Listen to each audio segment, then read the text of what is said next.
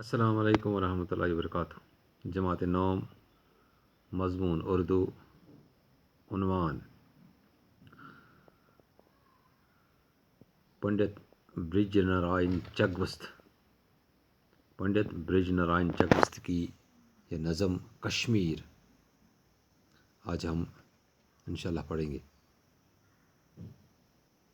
کشمیر۔ وہ صبح کو کوثر کے پھولوں کا مہکنا، وہ صبح کو کوثر کے پھولوں کا مہکنا، وہ جھاڑیوں کی آڑ میں چڑیوں کا چہکنا، گردوں پہ شفق کوہ پہ لالے کا دہکنا، مستوں کی طرح ابر کے ٹکڑوں کا بہکنا، ہر پھول کی جنبش سے آیا ناز پری کا، چلنا وہ دبے پاؤں نسیم سحری کا، وہ طائر کوثر اللہ بچشمہ کوثر، وہ سرد ہوا اور کرم ابر گہربار، وہ سرد ہوا اور کرم ابر گہربار، وہ میوہ خوش رنگ، وہ سرسبز چمنزار، ایک آن میں صحت ہو جو برسوں کا ہو بیمار، یہ باغ وطن روکش گلزار جناں ہے، سرمایہ ناز چمن آرائے جہاں ہے، چھوٹے ہوئے اس باغ کو گزرا ہے زمانہ، چھوٹے ہوئے اس باغ کو گزرا ہے زمانہ، تازہ ہے مگر اس کی محبت کا فسانہ، عالم نے شرف جن کی بزرگی کا ہے معنی، اٹھتے تھے اس خاک سے وہ عالم بدھانا، تن جن کا ہے پیوند اب اس پاک زمیں کا، رگ رگ میں ہماری ہے رواں خون انہی کا۔ وہ صبح کو کوثر کے پھولوں کا مہکنا، وہ جھاڑیوں کی آڑ میں چڑیوں کا چہکنا، گردوں پہ شفق کوہ پہ لالے کا دہکنا، مستوں کی طرح ابر کے ٹکڑوں کا بہکنا، ہر پھول کی جنبش سے آیا ناز پری کا، چلنا ہے وہ دبے پاؤں نسیم سحری کا۔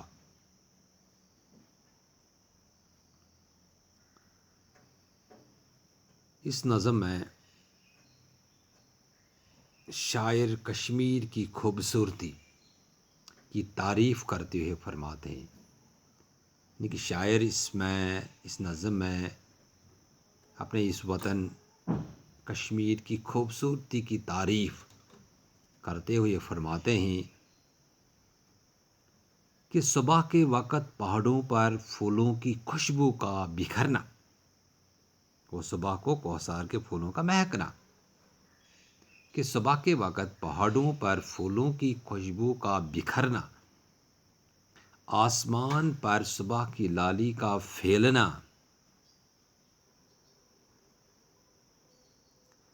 پہاڑی پر گل لال کا خوشبو بکھرنا،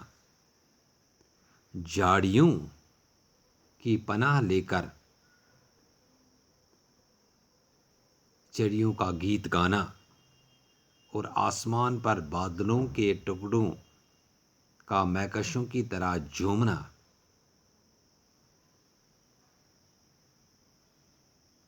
کشمیر کی خوبصورتی کی نمائندگی کرتا ہے۔ تو شاعر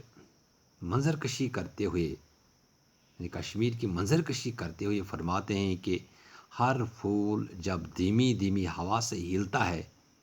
تو یوں محسوس ہوتا ہے کہ کوئی پری اپنے ناز و انداز دکھا رہی ہے، ہر پھول کی جنبش سے آیا ناز پری کا، چلنا وہ دبے پاؤں نسیم سحری کا، کہ کوئی پری اپنے ناز و انداز دکھا رہی ہے۔ تو پھر میں اس کی تشریح کروں کہ اس نظم میں شاعر کشمیر کی خوبصورتی کی تعریف کرتے ہوئے فرماتے ہیں کہ صبح کے وقت پہاڑوں پر پھولوں کی خوشبو کا بکھرنا، آسمان پر صبح کی لالی کا پھیلنا، پہاڑوں پر گل لال کا خوشبو بکھرنا، جھاڑیوں کی پناہ میں، جھاڑیوں کی آڑ میں، جھاڑیوں کی آڑ کا مطلب جھاڑیوں کی پناہ لے کر چڑیوں کا گیت گانا، آسمان پر بادل کے ٹکڑوں کا مہکشوں کی طرح جھومنا، کشمیر کی خوبصورتی کی نمائندگی کرتا ہے۔ تو شاعر اس منظر کی یعنی کشمیر کی منظر کشی کرتے ہوئے فرماتے ہیں کہ ہر پھول جب دھیمی دھیمی ہوا سے ہلتا ہے تو یوں محسوس ہوتا ہے کہ کوئی پری اپنے ناز و انداز دکھا رہی ہے۔ ہر پھول کی جنبش سے آیا ناز پری کا، چلنا وہ دبے پاؤں نسیم سحری کا۔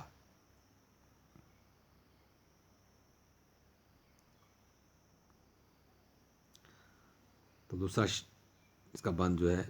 وہ طائری کوثار لب چشمہ کوثار، وہ طائری کوثار لب چشمہ کوثار، وہ سرد ہوا اور کرم ابری گہربار، وہ میوہ خوش رنگ وہ سرسبز چمنزار، ایک آن میں صحت ہو جو برسوں کا ہو بیمار، یہ باغ وطن روکش گلزار جناں ہے، سرمایہ ناز چمن آرائے جہاں ہے۔ تو شاعر فرماتے ہیں کہ پہاڑ کے چشمے کے کنارے، پہاڑ کے چشمے کے کنارے وہ پہاڑی پرندے، وہ طائر کا مطلب وہ پہاڑی پرندے، وہ ٹھنڈی ہوا اور وہ موتی برسانے والے بادلوں کی مہربانیاں، وہ خوبصورت پھول، وہ خوبصورت پھول یا وہ خوبصورت پھل، اور وہ سرسبز وہ شاداب باغ جن کی صحت بخش تاثیر سے سالہ سال کا بیمار ایک دم صحت مند ہو جائے۔ یہ تمام نعمتیں کشمیر کے حصے میں آئی ہیں۔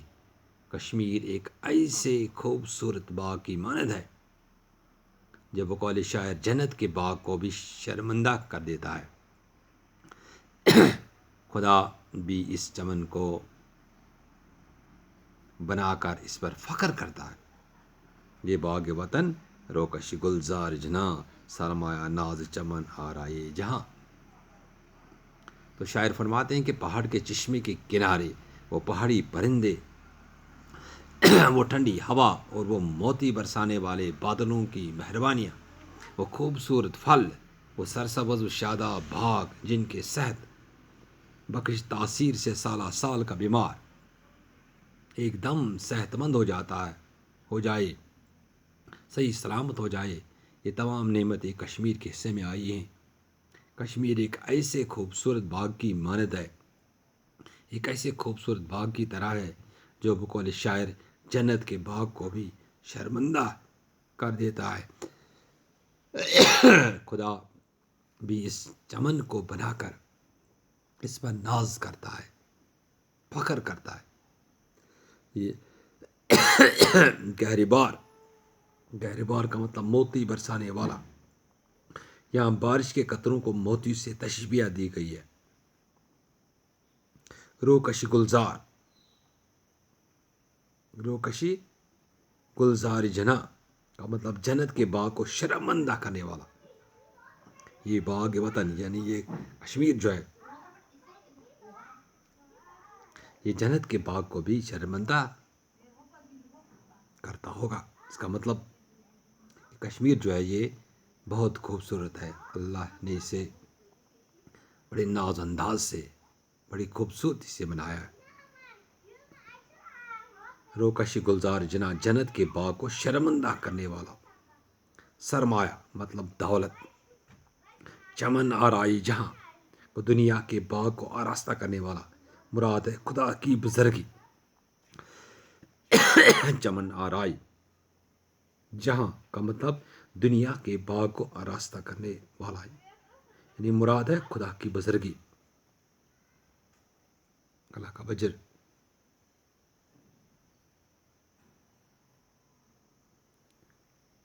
باقی شکریہ، تھینکس۔